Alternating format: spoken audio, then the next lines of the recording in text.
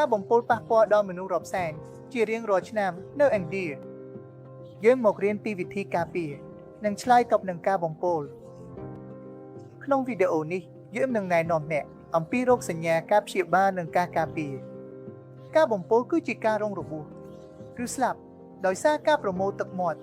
ការដកដង្ហើមការប៉ះពាល់ឬការចាក់ថ្នាំផ្សេងសារធាតុគីមីពុលឬស្មានមានករណីបំពុល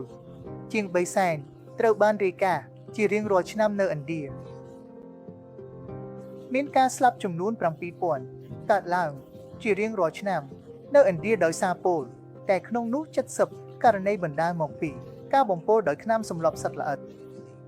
តំបន់ជនបទអាចមានអត្រាកើនឡើងខ្ពស់ជាងដោយសារតែកត្តាដូចជាការប្រើប្រាស់ថ្នាំសម្លាប់សត្វល្អិតក្នុងកសិកម្មនិងការពឹងផ្អែកលើវិធីសាស្ត្រព្យាបាលផ្ទះនិងថ្នាំបុរាណកុមារដែលមានអាយុក្រោម12ឆ្នាំគឺជាក្រុមដែលងាយរងគ្រោះបំផុតនៅតំបន់ជនបទយើងនិយាយអំពីប្រភេទនៃការបំពុលដែលជាទូទៅប្រភេទទី1គឺការបំពុលអាហារដែលជាការកើតឡើងជាញឹកញាប់បំផុតដោយសារអាហារនិងទឹកដែលមានការបំពុលនិងមានប្រវត្តិទូទៅនៃការបរិភោគអាហារខាងក្រៅបន្ទាប់មកមានការឈឺពោះទឹកក្អួតគ្រុនក្តៅនិងឈឺពោះប្រភេទទី2គឺការបំពុលដោយថ្នាំសម្លាប់សត្វល្អិតដែលរួមមានថ្នាំសម្លាប់សត្វល្អិតថ្នាំសម្លាប់ស្មៅតែប្រើនៅផ្ទះនិងក៏ស្ថាននៅតំបន់ជនបទហើយភាគច្រើនគឺជាការបំពុលដោយអេរ៉ាណូហ្វូស្វ័រ70នៃករណីទាំងនេះបណ្ដាលមកពីការបំពុលដោយថ្នាំសម្លាប់សត្វល្អិតករណីដែលនៅសល់គឺជាអកុសលជាធម្មជាតិតែកើតឡើងជាញឹកញាប់នៅកុមារដែលមានអាយុតិចជាង12ឆ្នាំប្រភេទទី3គឺការបំពុលដោយថ្នាំវាអាចជាជាតិមៀលអចេតនាវាអាចជាថ្នាំដែលបានគេកំណត់ឲ្យប្រើឬថ្នាំដែលអាចទិញបានដោយគ្មានវេជ្ជបញ្ជា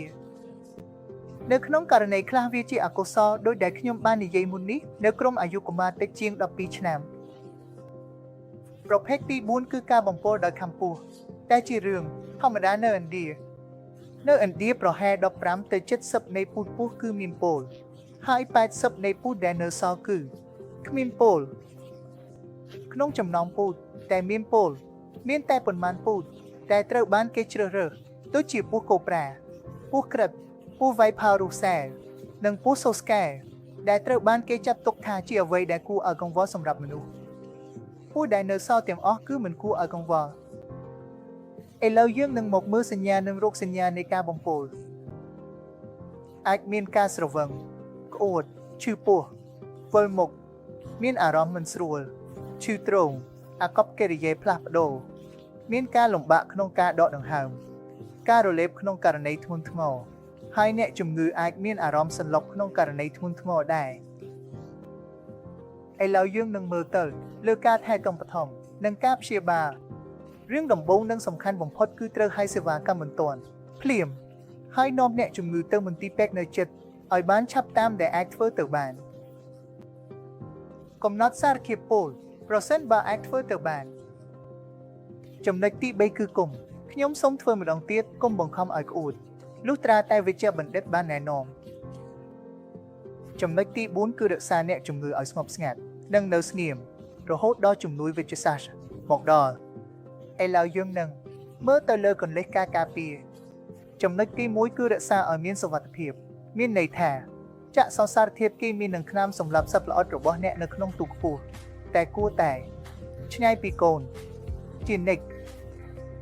ចំណុចទី2គឺរក្សាអស្ចារ្យរបស់អ្នកឲ្យបានចាក់សោនៅក្នុងការវេចខ្ចប់ដើមនិងផ្ទុកនៅក្នុងទូចាក់សោទូនិងថតហើយបោះចោលពេលវាដល់ការបរិច្ឆេទផុតកំណត់ចំណុចទី3គឺការដោះដូរអាហារតែងតែលាងដៃមុនពេលចម្អិនអាហារនិងមុនពេលញ៉ាំអាហាររក្សាអាហាររបស់អ្នកនៅសីតុណ្ហភាពត្រឹមត្រូវអាហារស្រស់ជួយសង្គ្រោះជីវិតយើងចំណុចទី4គឺត្រួតពិនិត្យឲ្យកូនរបស់អ្នកតែងតែមើលកូនរបស់អ្នកនៅពេលពួកគេនៅជិតសារធាតុគីមីឬថ្នាំអប់រំកូនរបស់អ្នកអំពីគ្រោះថ្នាក់នៃការដុតពុលនេះការពារអនាគតរបស់យើងចំណុចទី5គឺអានស្លាកឲ្យបានប្រុងប្រយ័ត្នតែងតែយល់ដឹងអំពីសញ្ញាព្រមាននៅលើស្លាកផលិតផល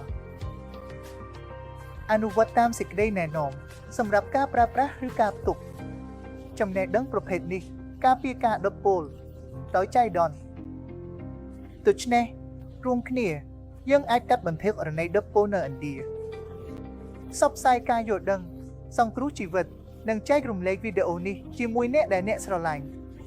សូមអរគុណច្រើនសម្រាប់ការមើល Namaste